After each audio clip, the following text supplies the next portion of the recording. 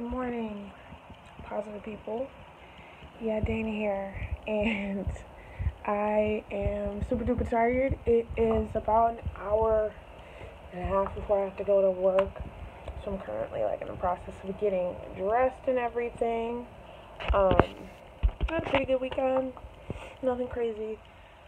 Got together with some friends and had some drinks on Saturday, and then I pretty much chilled at home on Sunday. I started working on Blender tutorials. So yeah, I'm self-teaching right now in mesh modeling and coding for fun. Just as some other little,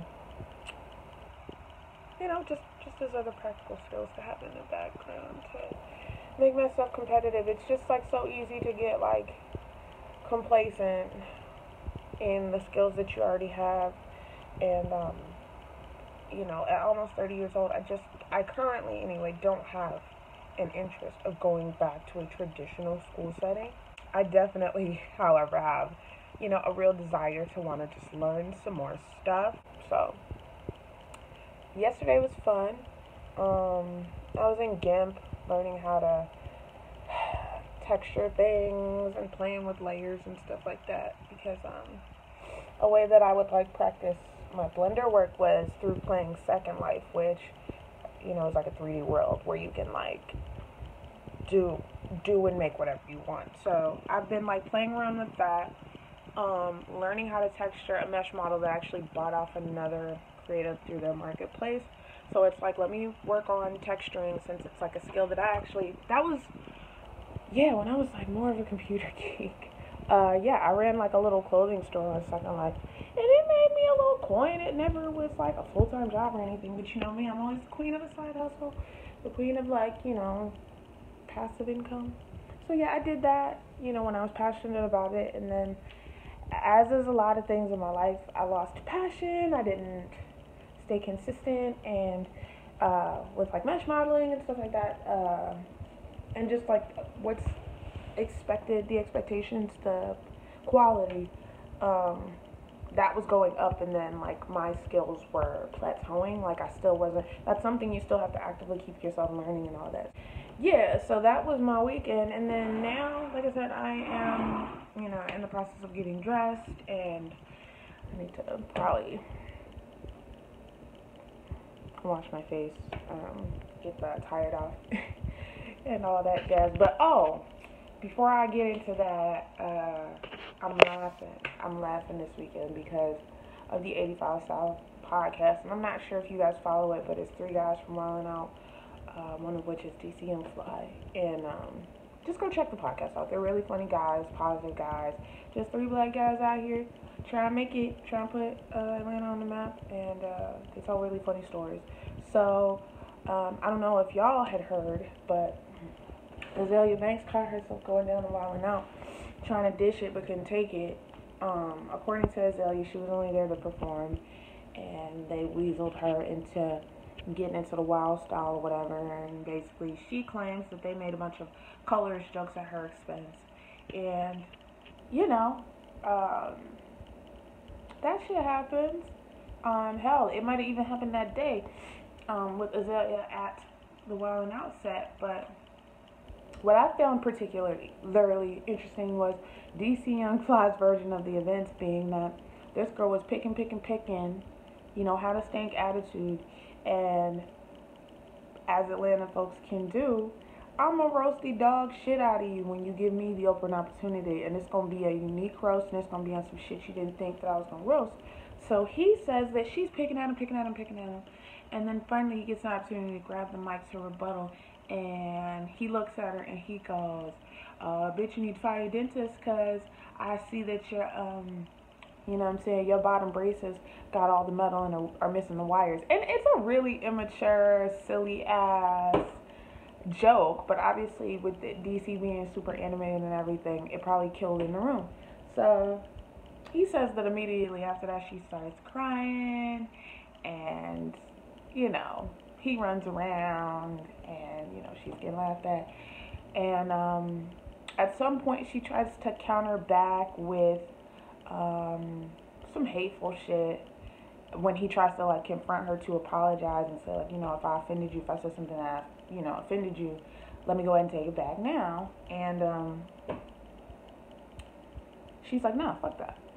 So then he goes to talk to like the guys that come with her, obviously, because he doesn't want any problems. Let it be known that like, Azalea, you went to a comedy show that ends in an insult comedy rap battle. If you did not know this,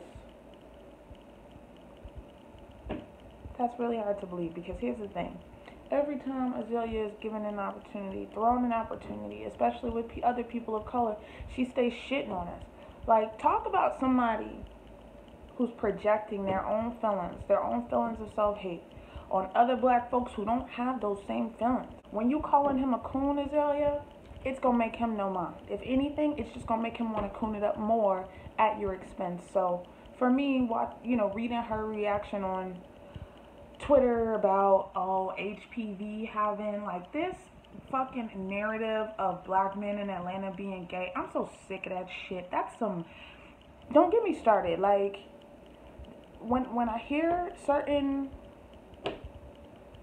sound bites, it's very clear to me where your headspace is, where your loyalty lies, and, you know, Azalea's been, like, low-key canceled, you know what I'm saying? Like, I just feel like you're so talented, girl, and stop fighting where there isn't a need to fight. Like, you know, that Russell Crowe situation, I felt for it, because if that's what really happened, girl, that's fucked up. Like, that situation with her, RZA, and Russell Crowe was a fucked up situation. I can totally agree with that.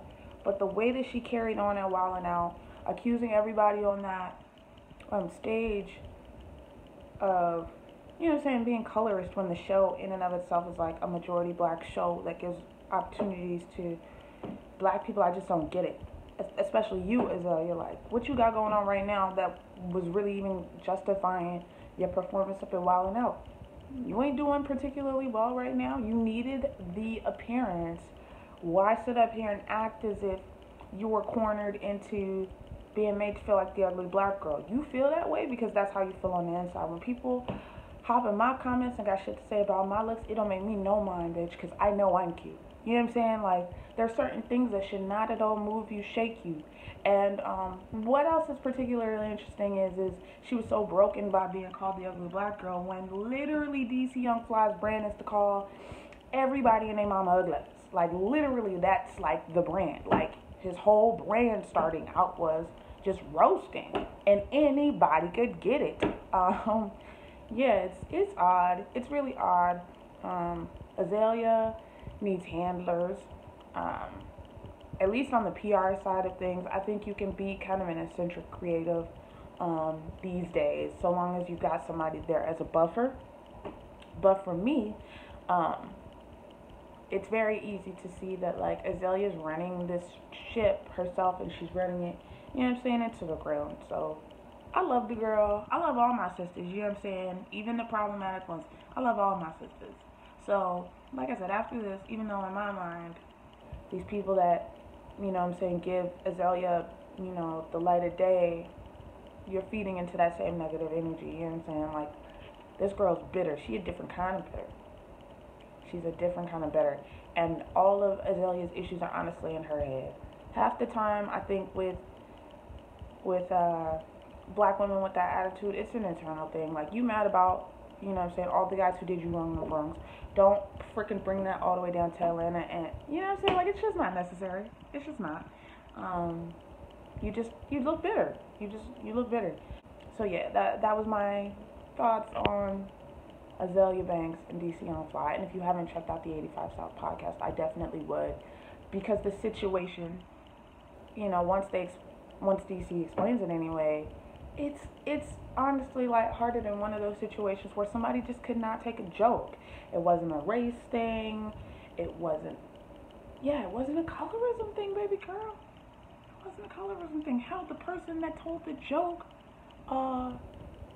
is black as hell himself. Like, it just wasn't that type of party. So, yeah. Anyway, I'm about to go and throw a shirt on so I can get ready to go And, oh, my tea's almost done too. So, yeah, I'll come back on my tea in just a bit. Alright, I'm working on my face wash. Because I look tired in the face. So, yeah, I'm working on my face. How long have I been using this stuff from Acure? I've been using it for a couple weeks now. I haven't gone back to look at that first video when I demoed it to see how much my skin texture's changed. Like I said, I want to give it a full 30 days before I actually give y'all a substantiated opinion on how I think this stuff did on my face. But I will say that I think my skin has a much better glow, if you will. So that's always good. But yeah, let me get this stuff washed off. Yeah, this is a really good scrub, man. It doesn't scratch at the skin or like irritate the skin. I thought that I was gonna have to, deal with maybe flaking of the skin or whatever else. Or maybe exfoliating too hard or whatever. Have not had that issue at all. Like, this stuff is good. I don't know if you can see the little granules, but they're very tiny natural exfoliants that really get to town. Like, you wouldn't think looking at this that, well, then again, you can kind of hear that it's going in. Yeah. Wish I could just get like the Fraxel facial one time and then I wouldn't have to care about my skincare as much. Anyway, so right now I'm making myself a cup of Earl Grey. And I'm going to put a lot of sugars in it. It is currently half hour or so before I have to head to work. I'm going to sip on this tea, wrap up today's Actually Get Ready With Me. So yeah,